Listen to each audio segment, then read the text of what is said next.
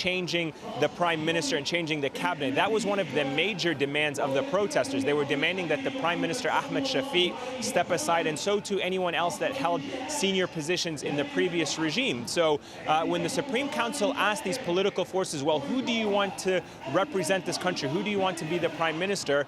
Dr. Assam Sharaf's name was on a short list of candidates that was put forth to the Supreme Council, and so therefore it is widely seen as a concession by the military to the revolutionary groups and to those political forces that his name was put forth. And certainly right now he enjoys a great deal of credibility from these forces and from the protesters, because he himself was at one point seen here in Tahrir demanding the resignation of the former President Hosni Mubarak.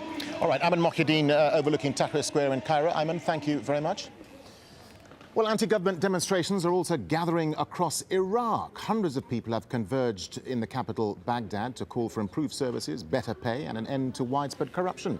It's the second Friday in a row that Iraqis have protested. Jane Araf joins us live now from the Iraqi capital. Jane, what are we expecting to happen there? Are the protesters gathering pace? They are. There are several thousand people in the square. You can't see them all. They're ranged all around the circle. But behind me is a bit of a standoff. The government has just announced that they have 15 minutes to leave, and the people here are clearly not in any mood to leave.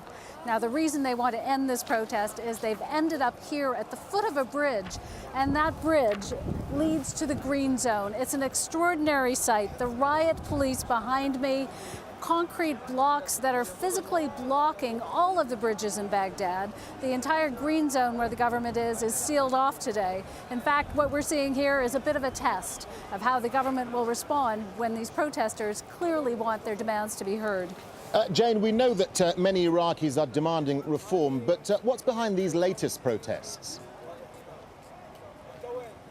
It seems to be growing, and it's growing partly because the rather shaky coalition that Prime Minister Nouri al-Maliki has cobbled together with the U.S. help does seem to be crumbling.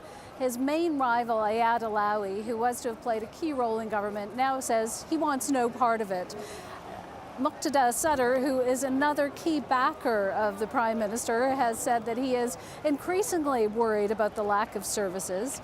And the political situation here is tenuous, to say the least. On top of that, people are looking around at protests in Egypt and Tunisia. They're looking at what's happening in Libya. And while they don't want to replicate the kind of violence that they're seeing, it has shown them, particularly these young people, that if they come out and demand their rights, perhaps something will happen. Jane, what's the wider political impact of all of this? Because many observers, many people looking in at what's happening in Iraq say Nouri al-Maliki, the Prime Minister, is not even going to make it till the end of the year. You're right. Some people do say that. Some people are very much hoping that that will be the case. In fact, it's a very unique kind of democracy. It's not exactly what people bargain for. One of the things that we've seen here is a large banner with, you remember the purple finger that people used to dip their fingers in purple ink, hold them up as a sign they'd voted. There was great excitement. There are large banners here with a man biting his finger with purple ink on it. They say they regret having voted. They say they regret this democracy. They say it isn't even a democracy. Really here, what's at stake is the entire future of the country. And here today in this square, it's essentially how a government that has come from a dictatorship deals with what's trying to be a democracy. All right, Jane Araf there in the Iraqi capital, Baghdad. Jane, thank you very much indeed. Now, these are live pictures coming in from Tunis, where Tunisia's new Prime Minister is holding a press conference. Let's just listen in to what he has to say. Into consideration, and the family also have the rights. And in all honesty, I must admit that my wife was not very supportive of this. She told me that I did not know my children very well. And today, now you're going to lose contact with your grandchildren. I understand and realize that servicing the state is like seeking knowledge, something you do from the time you're born until you die. And as long as some years are still left of my life, I will continue to serve the country. I've said in the past that I served my country, and I thought that was enough. However, this is an honor to work with a group of Tunisian individuals who have sacrificed for the sake of the country whatever they had, and some of them even sacrificed their own lives for the country. And I've always been looking forward to become an honest witness on the events. And I have put together a book for that particular issue as a witness, so that the new generation, and I was planning to dedicate it to the youth. That was about 2 years ago. And I said, I dedicate this book to the youth of my country, whom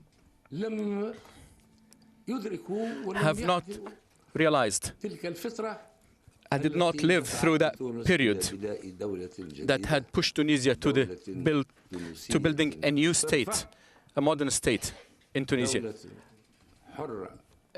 a free and independent state with sovereignty,